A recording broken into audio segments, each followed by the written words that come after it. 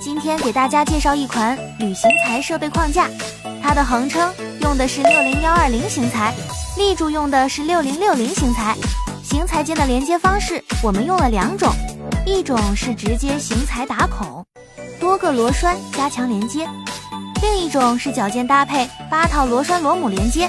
像这种小型的承重力强的设备框架，有需要的吗？大家好，今天给大家分享一批客户定制的旅行材框架，采用了我们常用的4040型材作为主框架，立柱是4080型材，提升了整个框架的承重力。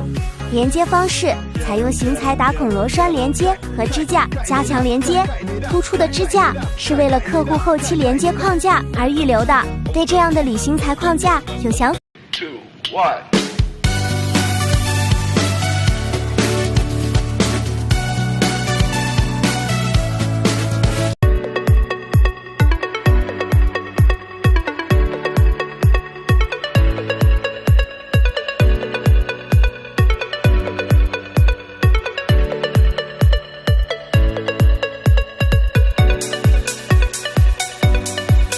大家好，今天给大家介绍一款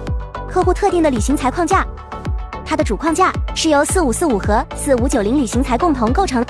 连接方式上我们用了2种，一种是型材直接打孔，用 M12的圆柱头螺栓连接，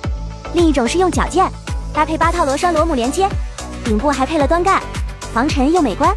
底部还用了。大家好，今天向大家介绍下这3个旅行材框架，长度是1.4米，高度1.8米，宽度为0.75米。主框架采用4040旅行材，型材连接方式有3种，